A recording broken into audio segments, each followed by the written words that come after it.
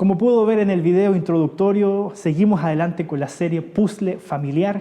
Esta serie originalmente estaba planificada para durar solamente durante el mes de julio.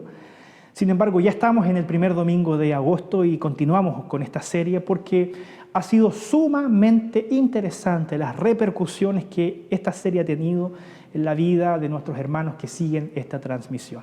Ello se ha visto reflejado en las muchas preguntas que nos han hecho llegar a través del formulario que hemos dispuesto cada semana para que usted pueda enviar sus preguntas, y también agradecemos profundamente su participación en nuestro programa que transmitimos en vivo el día miércoles, que se llama Pregúntele al Pastor. Ha sido realmente un tiempo maravilloso que se alimenta principalmente de las dudas o las reflexiones que usted puede hacernos llegar a través del formulario. Querido hermano, esta serie fue pensada para alcanzar dos principales objetivos. El primero de ellos, poder equipar con herramientas bíblicas a muchos jóvenes que hoy día están emprendiendo el desafío de formar familias, jóvenes que están contrayendo matrimonios, miembros de nuestra iglesia que están contrayendo matrimonios entre ellos. Gracias al Señor por eso, porque ha puesto en el corazón de los jóvenes de nuestra iglesia el buscar un compañero o una compañera cristiana con quien formar una familia en el pacto de Dios. Pero también aquellos que llevamos más años de matrimonio también necesitamos constantemente estar recordando ciertos principios escriturales para hacer de nuestros matrimonios y de nuestras familias algo mucho más llevadero.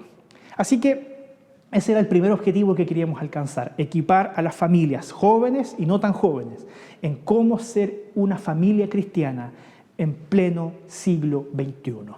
Pero además queríamos alcanzar el objetivo de asimilar el diseño de Dios y contrastarlo con ciertos modelos de familia que hoy día cada vez se hacen más populares, para que, asimilando y resaltando el modelo y el diseño de Dios, descubramos que cuando cada pieza en la familia, cuando cada prioridad en la familia, cuando cada concepto en la familia está en su debido lugar, cuando cada pieza está en su debido lugar y no está dada vuelta o no está intercambiada, hay una imagen que se refleja en la familia como en cualquier puzzle cuando usted arma uno. Esa imagen de la familia, cuando cada cosa está en su lugar, es la imagen de la gloria de Dios. Nuestras familias fueron creadas y su propósito es glorificar a Dios. Y hoy día vamos a seguir adelante con otro tema muy relevante que dice relación con esta paradoja de la felicidad y la madurez. Esta relación que existe entre la felicidad y la madurez. ¿Por qué? Porque si hay algo que ha afectado profundamente a la familia, tiene relación con la búsqueda de la felicidad. Y esto me gustaría justificarlo con algo que yo leí esta semana que me pareció muy interesante. Hay una psicóloga egresada de la Universidad del Desarrollo que se llama Vania Kuzmanich. Ella, en un estudio, redactó el siguiente párrafo que yo quiero leérselo literalmente con respecto a la realidad del divorcio en Chile. Mire, según datos del registro civil, las cifras de divorcios en el año 2016, estamos hablando de solamente un par de años atrás, han sido las más altas de la última década. Estudios de los países que integran la OCDE indican que uno de cada 5 matrimonios en Chile dura menos de 10 años. 1 de cada 5 matrimonios en Chile dura menos de 10 años. Existen distintas áreas que constituyen las quejas de las parejas que se divorcian. ¿Cuáles son los motivos? Por ejemplo, la calidad de la comunicación, estilos de vida, familias de origen, desavenencias por la crianza y la relación con los hijos, dinero, sexo, valores o intereses. Toda esa amplia gama son razones por las cuales la gente opta por no perseverar y romper el pacto matrimonial. Pero fíjense en esto. Además, sigue siendo la infidelidad el principal gatillador de esta decisión. Fíjense que si hablamos propiamente tal del matrimonio, hoy día esta amplia gama de factores que inciden sigue teniendo como principal elemento distintivo la infidelidad. La gente sigue divorciándose porque no consigue perseverar el matrimonio después de un quiebre de la confianza a través de eso. Sin embargo, se han incorporado a esta gama de razones otras que son más bien de carácter modernas, porque las separaciones de antaño estaban principalmente ligadas a eso, a la infidelidad, también por ejemplo estaban ligadas al abandono, estaban ligadas a la violencia, y ni siquiera tanto, pero habían razones de peso, habían razones que realmente justificaban de manera clara y profunda el quiebre matrimonial. Sin embargo, vemos que como se han ido incorporando otras razones, tal vez en menor porcentaje, pero claramente el escenario del divorcio en Chile ha ido evolucionando, ha ido cambiando en la dirección de ir aumentando el porcentaje de divorcios por razones que usted tal vez me va a disculpar y puede que no esté de acuerdo conmigo y está en todo su derecho a no estar de acuerdo conmigo, pero son razones más superfluas. Son razones menos, no diría importantes, pero tienen menos peso específico para romper con el pacto matrimonial. Infidelidad, violencia, mentira, así son razones que quiebran la confianza, que quiebran la identidad del pacto matrimonial. Pero hay otras razones que tal vez no tienen esa capacidad de romper propiamente tal la confianza a ese nivel. Y es por eso que, de alguna manera, hoy día los divorcios están caracterizados también por una razón que podríamos caricaturizarla con esto del aburrimiento. Muchas parejas lidian con su matrimonio como quien mastica una goma de mascar, que mientras masticamos podemos nosotros sentir ese sabor dulce, disfrutar de ese sabor agradable en la boca, pero ya después de tanto lidiar y masticar esa goma de mascar, ella termina siendo insípida. Incluso termina siendo molesta porque la mandíbula comienza a incomodarnos por tanto ejercicio. Y finalmente no hay nada mejor que hacer con una goma de mascar que sacarla de la boca y desecharla. Muchos lidian con sus matrimonios de esa forma, con razones que terminan siendo superfluas porque terminan por ser razones que, y están dentro de esto que yo voy a calificar como la dictadura de la felicidad. Caen dentro de este espectro de motivos que son justificados con la siguiente frase, que tal vez usted la ha oído muchas veces. Yo tengo derecho a ser feliz. Tengo derecho a ser feliz. Y si no lo consigo con esta pareja, hoy día tengo todas las herramientas para romper el vínculo con esa persona y buscar a alguien que sí realmente me haga feliz y cumpla con las cosas que yo necesito. Lidiamos muchas veces las relaciones como lidiamos con una goma de mascar.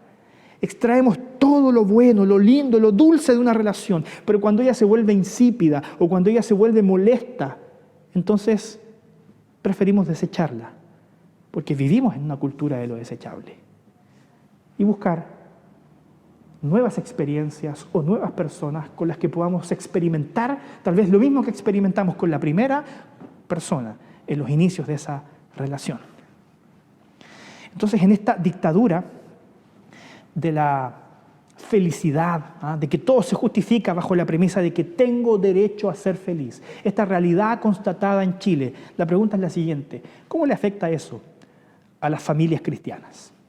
¿Cómo le afecta eso a los discípulos de Cristo?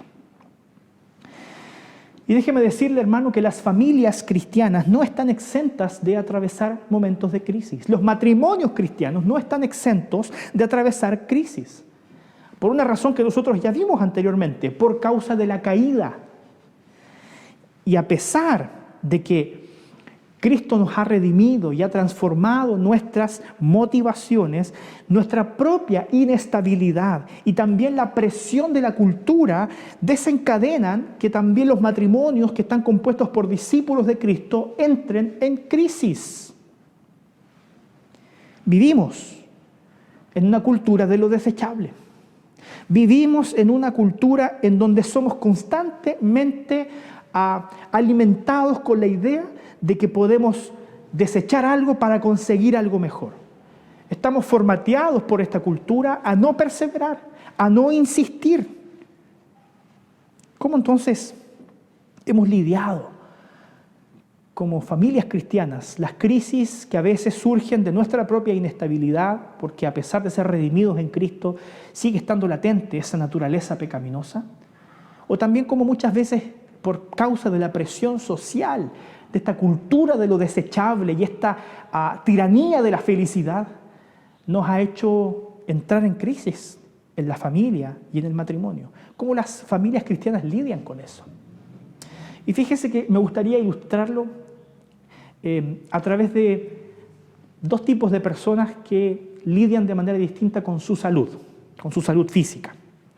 Por un lado, hay personas que consultan al médico solo cuando algo les duele. Solamente cuando los riñones le duelen, se acuerdan de que tienen riñones. Solo cuando les duele el colon, se acuerdan que tienen un colon y que tienen que cuidarlo. Entonces, cuando sufren dolores físicos, van al médico y consultan. Este tipo de forma de lidiar con nuestra salud también está presente en la forma en que lidiamos con los problemas en la familia. Es decir, atendemos los temas familiares solamente cuando hay conflictos.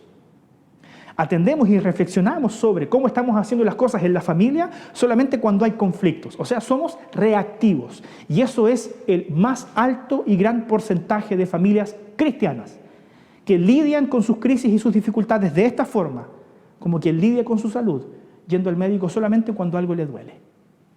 Pero hay un porcentaje tal vez menor de personas que son conscientes constantemente del cuidado que deben tener acerca de su salud y que por causa de eso establecen horarios para descansar, establecen dietas para alimentarse equilibradamente, establecen rutinas que favorezcan también su salud mental, porque constantemente son conscientes que las decisiones cotidianas que toman impactan en su salud. Son personas que se preocupan de su cuerpo y lo administran con sabiduría, porque saben que si no lo hacen, las consecuencias después pueden ser lamentables. De la misma forma, hay familias que están permanentemente ocupadas en fortalecerse como un núcleo familiar. Y lamentablemente, este grupo de familias son la minoría, que constantemente están revisando aquellas cosas que les pueden ayudar a fortalecer los lazos entre el marido y la mujer, entre el padre y los hijos, entre la madre y los hijos, fortalecer el núcleo familiar, permanentemente, constantemente invirtiendo en hacer de su familia un espacio enriquecedor. Lamentablemente, son pocos los que dedican energías a esto, porque por lo general nuestras energías se van principalmente en el trabajo o en la autocomplacencia.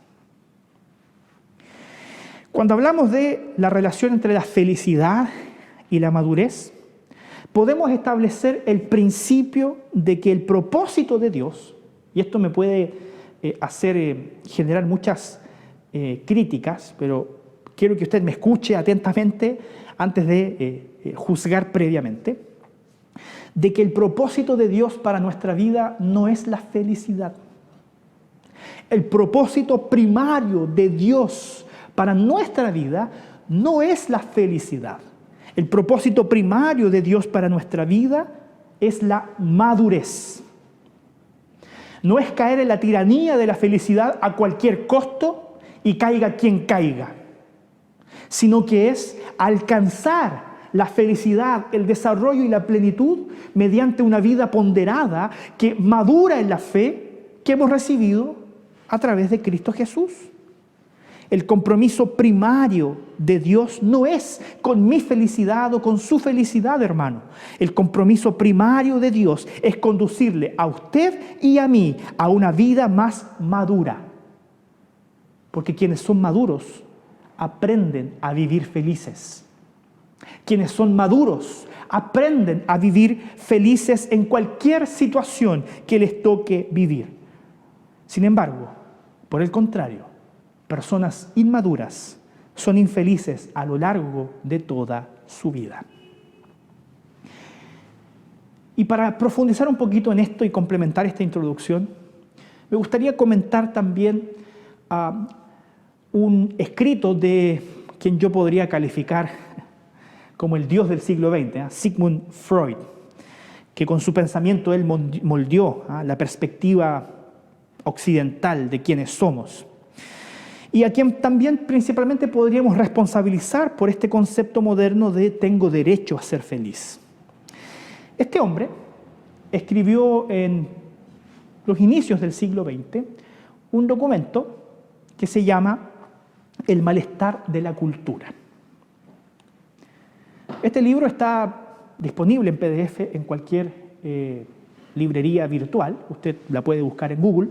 El malestar de la cultura, escrito en el año 1929. Y es un documento muy breve, no son tantas páginas, y me gustaría solamente enfatizar algunos elementos. Freud en aquel documento establece que el mayor deseo del ser humano es ser feliz. Ese es el mayor deseo del ser humano, alcanzar la felicidad. Sin embargo, él mismo en ese documento, en ese escrito, establece cuáles son algunos obstáculos a los cuales el hombre se enfrenta para alcanzar la felicidad. ¿Cuáles son algunos de ellos? Primero, la naturaleza. Las fuerzas naturales, que son más fuertes que nosotros, pueden generar e infringir en nosotros infelicidad. ¿Qué duda cabe que es algo que tal vez podríamos afirmar con toda certeza que hoy día estamos viviendo? La naturaleza nos ha puesto en nuestro lugar y nos ha hecho a muchos caer en la infelicidad por causa de que nuestro mundo se ha alterado. Terremotos, inundaciones, huracanes, pandemias, todo este sistema inestable genera e infringe dolor al ser humano y lo aparta de su propósito de alcanzar la felicidad. Pero por otro lado, él dice no solamente la naturaleza, sino también el envejecimiento. Él identificaba que el solo pensar en que envejeceremos y moriremos, inmediatamente genera en nosotros una angustia que disminuye los niveles de felicidad en nuestro corazón. ¿Por qué? Porque el envejecimiento te roba todo aquello que tú anhelas para ser feliz. Belleza, fuerzas para hacer y cumplir tus sueños, y también te roba el propósito de la existencia porque te lleva inevitablemente a la muerte. ¿Cuál fue el sentido de vivir si voy a tener que morir? Y por último, y es aquí donde me gustaría ahondar un poco más, Freud establece que además de la naturaleza y el envejecimiento, uno de los factores que más incide en que los seres humanos no alcancen la felicidad es la convivencia con los otros. La convivencia con los otros. Y podríamos decir que esta es la gran paradoja. ¿Por qué? Porque la gente desea y anhela relacionarse. La gente busca la felicidad a través de relacionarse con otras personas y ojalá relacionarse con aquellas personas que te hacen bien. Sin embargo, al mismo tiempo, cuando esas relaciones se desgastan, al fin y al cabo muchas de ellas nos traen problemas, nos estresan, nos decepcionan, nos hacen llorar. Y tal vez a ti te ha pasado, que has llorado por abrazar a alguien que no veías hace mucho tiempo y que echabas mucho de menos y lloraste porque estabas contento de reencontrarte con esa persona, pero tal vez te ha pasado que junto con llorar porque esa persona se volvió y te reencontraste con ella, has llorado porque esa persona te decepcionó, porque las relaciones humanas son así. Bueno, lo que Sigmund Freud no percibió en esta fotografía que él hace del ser humano moderno es que esta fotografía que él toma es una fotografía post-caída. Por supuesto, Sigmund Freud no establece su análisis desde la perspectiva de la cosmovisión bíblica, que analiza todos los fenómenos sociales desde la óptica de la creación, de la caída y de la redención. Nosotros, gracias a Dios, sí tenemos la revelación de la verdad de Dios y podemos evaluar todos estos fenómenos sociales a la luz de lo que es la historia de la humanidad, la creación, la caída y la redención. Y la caída ciertamente alteró las relaciones sociales. ¿Por qué? Porque nuestros primeros padres, cuando entraron en desconexión con el Dios creador y decidieron formar una sociedad que no fuera imagen de la gloria de Dios, sino que fuera la imagen de la gloria del propio hombre, entonces generaron todo este tipo de insatisfacciones que en las relaciones humanas le roban la felicidad a aquellos que tanto la buscan en su corazón. Pero ¿sabe qué? La Biblia nos dice que antes de la caída las cosas no eran así. Antes de que el hombre pecara en el jardín del Edén, las cosas no eran así. Fíjense. ¿Por qué? Porque las cosas estaban en armonía en la naturaleza. Freud dice, la naturaleza infringe infelicidad sobre nosotros. Antes de la caída, la naturaleza era perfecta y no nos infringía dolor, ni nos infringía ningún tipo de infelicidad, porque estaba todo en armonía. Antes de la caída, entre los hombres y entre el hombre y Dios no existían dificultades porque eran relaciones armoniosas. Antes de la caída no había envejecimiento porque no existía la muerte. ¿Se fija cómo la caída finalmente termina expresando lo que Sigmund Freud fue capaz de identificar como una fotografía del mundo caído? Bueno, ¿qué hizo Dios cuando el hombre rompió con él? ¿Qué hizo Dios? Él entra en la historia. Y a pesar de que Dios era la parte ofendida, Él entra en la historia para ofrecernos perdón e iniciar en nosotros un proceso de redención. Caímos. Todo fue creado perfecto. Nosotros lo echamos a perder. Pero Dios envía a su Hijo Jesucristo para que mediante Él todas las cosas fueran hechas de nuevo en nuestra vida. Y un día también en toda la creación. Quienes comprendemos lo que Jesús hizo en nosotros y nos rendimos a Él, hemos transformado por completo nuestra visión de la vida. Y por lo tanto también podemos comprender y poner en perspectiva que esta tiranía de la felicidad del hombre moderno, de la cultura moderna, no representa el pensamiento bíblico, ni el proyecto de Dios para tu vida. Ya te lo dije, el propósito de Dios para tu vida no es que seas feliz, es primero que seas maduro, porque solamente un hombre y una mujer madura puede vivir feliz, sin importar las circunstancias. Y esto quiero reflexionarlo contigo leyendo el texto bíblico de Romanos, capítulo 8, versículos 28 y 29. Un texto ultra conocido y ya voy a justificar por qué elegí este texto en particular. Dice el texto así: y sabemos que a los que aman a Dios todas las cosas les ayudan a bien. Esto es, a los que conforme a su propósito son llamados. Porque a los que antes conoció, también los predestinó para que fuesen hechos conforme a la imagen de su Hijo, para que Él sea el primogénito entre muchos hermanos. Oiga, pastor, ¿qué tiene que ver este texto con la familia? Bueno, este texto principalmente ha sido utilizado, y debe ser también utilizado, porque así es el propósito del apóstol Pablo, para explicarnos todo lo que tiene que ver con la doctrina de la salvación, con la soteriología, como nosotros le llamamos en teología. Sin embargo, si bien ese es el propósito por el cual el apóstol Pablo escribió, ¿cierto? Dar una expresión soteriológica bíblica y cuál es la visión de Dios sobre la salvación de los hombres, todo principio escritural también tiene múltiples aplicaciones. Y sin dejar de lado que este texto es principalmente soteriológico, quiero centrarme en una aplicación práctica. Un texto puede tener una sola interpretación, pero múltiples aplicaciones prácticas. Y quiero centrarme en una de ellas que podemos desprender de este texto y aplicarla al contexto de la familia. ¿Cuál es ella? Primero, que una gran verdad que anuncia este texto es que Dios siempre actúa en nosotros. Dios siempre actúa en nosotros. Mire lo que dice el texto. Y sabemos que a los que aman a Dios, todas las cosas les ayudan a bien. Todas las cosas les ayudan a bien. Todas las cosas colaboran en el cumplimiento de un objetivo, de un propósito que Dios tiene para ti, que es tu bienestar.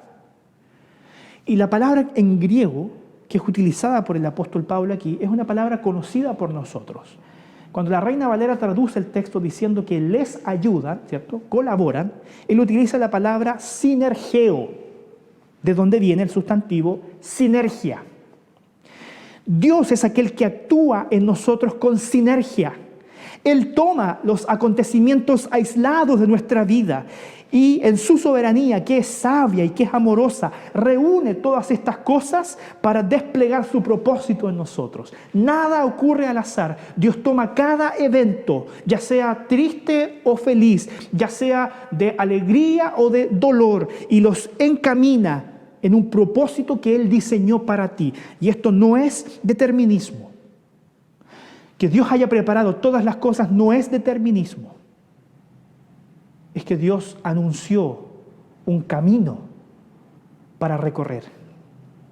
Y en ese camino podemos experimentar como seres humanos la plenitud y la alegría, pero también la tristeza y el dolor.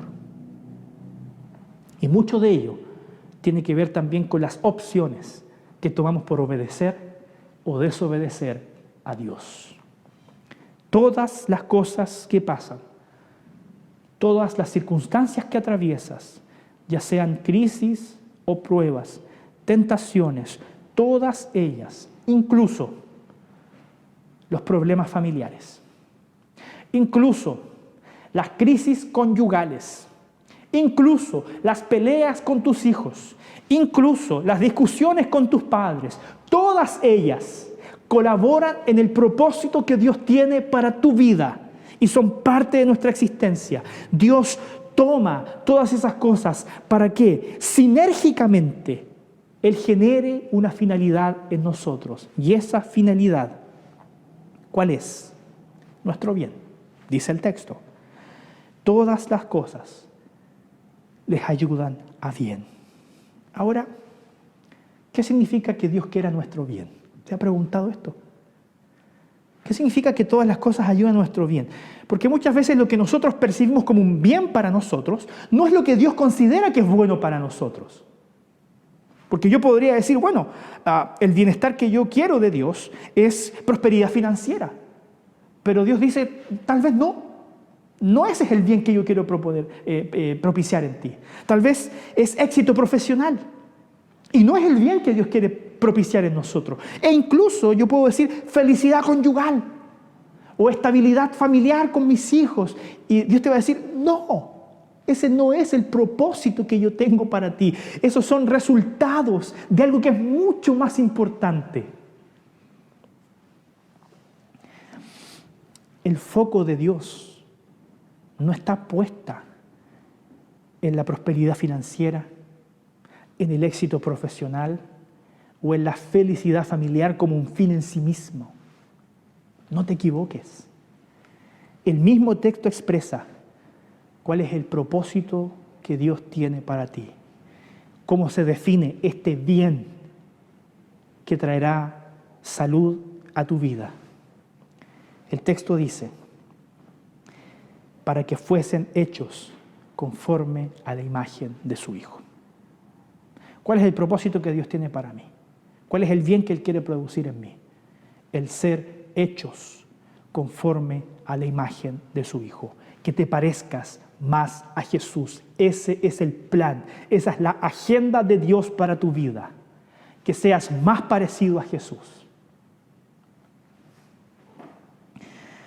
Dios quiere, hermanos, conducirnos a la madurez. A la madurez como personas, como creyentes, como individuos. Y si usted tiene alguna duda de qué significa ser maduro en la vida, muy simple, mire la vida de Jesucristo encarnado. Vaya a los evangelios, estudie la vida de Jesús e imite el carácter de Cristo Jesús. Imite el carácter de aquel que es su Salvador. Y en todo aquello que usted crea que no se parece a Jesús, trabaje en ello. Arránquelo de su vida. Lime esas áreas de su vida que no se parecen a Jesús. Porque entonces usted va a estar trabajando verdaderamente en una madurez. Jesús es la maqueta. Es la maqueta de lo que Dios quiere hacer en nuestra vida. El propósito primario de Dios para ti no es la prosperidad financiera, no es el éxito profesional ni la felicidad familiar. Es hacer de ti, día tras día, alguien más parecido a Jesús y conducirte hacia la madurez.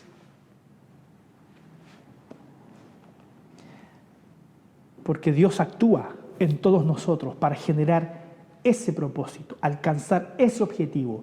Todas las cosas, las crisis, incluso familiares que atravesamos, nos ayudan para producir un bien a los que conforme a un propósito son llamados. ¿Cuál es ese propósito? Ser parecidos, ser a la imagen, ser construidos a la imagen de Jesús. Porque en segundo lugar, esto es un principio que nos ayuda a reflexionar acerca de cuál es el lugar de la relación conyugal y familiar. ¿Cuál es el lugar que tienen las relaciones conyugales y familiares? No existe, queridos hermanos, camino a la madurez que no pase por las relaciones interpersonales. No hay. No hay un atajo para llegar a ser maduro que no sea exponiéndonos a las relaciones interpersonales. Y no existen relaciones interpersonales más intensas que las relaciones familiares y conyugales. Usted no va a vivir una relación interpersonal de manera más intensa y profunda en un contexto distinto al de su familia. Ya sea que la vivas con tus hermanos, ya sea que la vivas con tu esposo, con tu esposa, con tus padres o con tus hijos. En ese contexto, en ese núcleo familiar, es donde las relaciones interpersonales se viven con mayor intensidad. Y por lo tanto, no existe un ambiente más apropiado para ser desafiados a madurar que el contexto y la experiencia familiar. Si es allí donde se viven las relaciones interpersonales más intensas y por medio de las relaciones interpersonales yo puedo alcanzar la madurez, entonces no hay un contexto más apropiado para que madures que tu familia. Que tu familia. En ese contexto somos desafiados a comprender mejor entonces a los otros. Piensa en esto. La Biblia constantemente nos invita a invertir tiempo para tratar de entender mejor a nuestro esposo o a nuestra esposa. La relación conyugal y las relaciones familiares nos desafían a volcarnos hacia el otro para comprenderlo, ser consciente de las limitaciones del otro, perdonar a los otros cuando nos ofenden, decidir amar al otro a pesar de sus taras o sus pecados y dedicarse al cuidado del otro. Y cambiar incluso nosotros para el bien del otro. Piensa en esto, es volcar, es salir del ensimismamiento. En el contexto familiar, el Señor nos rompe el orgullo para que estemos al servicio del otro, para que estemos al servicio de los demás, porque eso hacen las familias unidas. Se sirven y se apoyan los unos a los otros. La familia es el principal contexto en donde usted y yo somos desafiados a abandonar nuestro egocentrismo y volcarnos hacia el otro. Y eso, querido hermano, no le quepa duda alguna, que gradualmente transformará tu carácter día tras día para ser más parecido a Cristo Jesús. Y esto lo vemos, por ejemplo, en las relaciones que tenemos con nuestros hermanos. Tal vez tú vives en una familia en que tienes más hermanos. Y a través de la relación que tenemos con los hermanos, que es de dulce y agraz. Yo crecí en una familia numerosa, tengo 4 hermanos a los que amo entrañablemente, pero había momentos en que quería desaparecer, en que hubo muchos conflictos con ellos. Pero hoy día que cada uno tiene su familia y vive en contextos separados, nos anhelamos. Porque hay algo que nos une, ¿cierto? Hay un dicho que dice que la sangre es más espesa que el agua. Y ese momento de ser hermano también es un momento súper propicio para practicar y empezar a ser maduro. Abandonar el egoísmo y parecernos más a Cristo en la manera en que tenemos que relacionarnos con nuestros hermanos. Entonces yo te desafío a que tal vez si tú estás oyendo este mensaje y vives en una familia con más hermanos bajo el mismo techo, el Señor te está desafiando a practicar el cristianismo, a practicar una verdadera espiritualidad, volcándote también hacia el amor y el cuidado de tus hermanos, a hacer familias más hermanables, a que repienses y reflexiones tu relación con tus hermanos. Siempre van a haber conflictos, pero ellos, recuerda, son utilizados por Dios para producir en ti un bien, y ese bien es hacerte más parecido a Jesús. ¿Por qué no ves también las crisis y conflictos que tienes con tus hermanos como una oportunidad que Dios te está dando para madurar, para no ser tan egoísta, para no pensar tanto en ti mismo y poder servir, amar al prójimo y ser más parecido a Jesús? Esto también se vive de una manera tal vez un poquito más intensa cuando nos casamos y empezamos a vivir con otra persona. Cuando uno se casa con otra persona, se casa con alguien que no vivía en tu misma casa, y se juntan dos estilos de vida, con hábitos distintos, con a veces perspectivas de las cosas distintas, y comienza un proceso de acomodación. Yo esto se lo digo constantemente a las parejas que buscan consejería prematrimonial. La relación al inicio puede asemejarse a esta relación que tienen estos animalitos que tienen sus cuerpos llenos de púas, ¿cierto? Los cuerpoespines. Cuando dos personas se casan, son como dos cuerpoespines que quieren estar juntos. Irremediablemente, en la medida que se acerquen, se van a pinchar. Hay cosas del otro que te van a incomodar, hay cosas del otro que no te van a gustar tanto, pero progresivamente tú vas a ir descubriendo cómo, porque lo hacen también estos animalitos, para estar juntos y abrigarse y darse calor mutuo, las púas de ellos comienzan a entrelazarse y acomodarse para no molestar al otro, a cambiar, a adaptar, a comunicarse, a disfrutar de una vida juntos sin andar molestándose mutuamente. Y eso demanda entrega al otro, eso demanda servicio, eso demanda ser consciente de sus debilidades, consciente de sus limitaciones y también cambiar en la dirección de poder también ser un aporte a ese matrimonio para que éste crezca. No desde la perspectiva de cómo lidiamos con una goma de mascar, como hoy día sucede. Me aburrí de este. Lo desecho y me mando a cambiar. Perseverar. Esto lo vemos aún más, de manera más intensa cuando llegan los hijos a la familia. Como que este proceso familiar va como que Dios nos va presionando cada vez más para que seamos menos egoístas. Porque cuando nacen los hijos, tú ya te das cuenta que hay una persona que depende 100% de ti. Y acá los papás y mamás me van a entender 100%. Cuando nace un hijo, tú sabes que bañarte, comer y ver las series y películas que te gustan o hacer el deporte que tú quieres pasa a ser secundario. Porque todas tus necesidades pasan a estar supeditadas a las necesidades de un ser que depende 100% de ti. Con eso el Señor nos pone en estrecho y nos rompe el orgullo. ¿Para qué? Para dedicarnos a otras personas, para cuidar de otras personas, incluso por sobre el cuidado que a veces tenemos de nosotros mismos. Tener hijos mata el ego, porque te obliga a dedicarte a otros. Y aquí me gustaría hacer un pequeño paréntesis, porque ciertamente hay muchas personas que han decidido ser solteras y no construir familias. Y en este aspecto sí yo creo que bíblicamente no hay ningún pecado en ser soltero. De hecho, muy posiblemente decida, no lo he decidido aún porque es un tema difícil, pero muy posiblemente decida incorporar un sermón más a esta serie para tratar la soltería.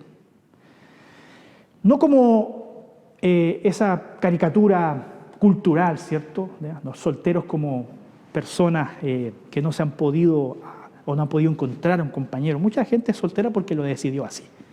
Y eso no es malo y la Biblia tampoco dice que sea malo.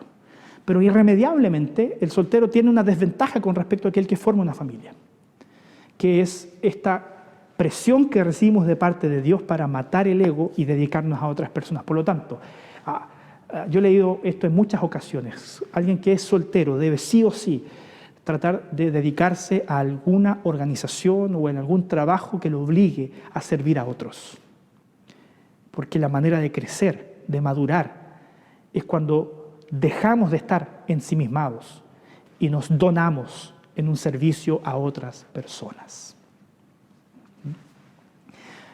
Ore para que el Señor me dé fortaleza y preparar un sermón sobre la soltería. No es fácil, pero probablemente lo hagamos. Por último, esto como yo es un proceso, cuando también vemos que esto se manifiesta de una manera súper tangible, cuando nuestros padres envejecen. Cuando nuestros padres envejecen. ¿Sabe por qué? Porque cuando nuestros padres envejecen y pasan a depender de nosotros, hay una decisión que tomar. Y podemos tomar la decisión de dejarlos en su departamento porque son autovalentes, pero lamentablemente muchos hijos terminan siendo personas distantes a sus padres. O incluso algunos, lamentablemente, deciden solamente dejarlos al cuidado de otras personas sin tener mayor relación o preocupación con ellas. Yo no digo que dejar a los padres al cuidado de otras personas, tal vez profesionales o más capacitadas, sea algo malo. Pero eso sí se transforma en algo malo cuando yo descuido por completo mi función de ser un hijo. Entonces, ¿por qué digo que esto nos pone en estrecho, aún más profundo, en este propósito de Dios de querer madurar en nosotros un carácter cristiano y parecernos más a Jesús? Porque cuando nuestros padres envejecen, ellos pasan a depender de nosotros. Y tienes que decidir volcarte a cuidar a una persona que cuando tú fuiste pequeño, cuando tú eras niño, se dedicó por completo a cuidar de ti. Ahí sí tenemos que dejar nuestro egoísmo. Y muchas veces desprendernos de nuestros sueños o nuestros gustos. ¿Para qué? Para dedicarnos a cuidar a nuestros padres hasta que el Señor los llame a su presencia. Por lo tanto, hermanos, cuando nos rendimos al proyecto de Dios y tenemos conciencia de que la agenda de Dios y el propósito más grande de Dios para nosotros es convertirnos en personas maduras que se parezcan más a Cristo Jesús, entonces vamos descubriendo muchas oportunidades en el contexto de las crisis familiares para transformarnos en hombres y mujeres que glorifiquen a Dios con un carácter maduro que refleje la gloria de Cristo.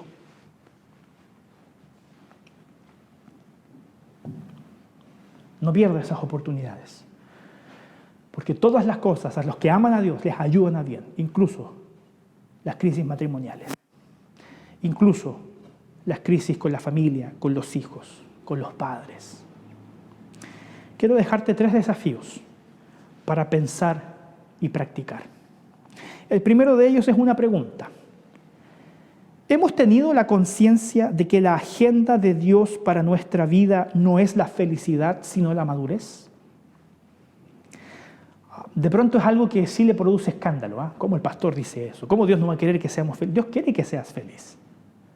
Pero antes de ser feliz, quiere que seas maduro. Porque las personas inmaduras pueden consumen, buscan y jamás se llenan.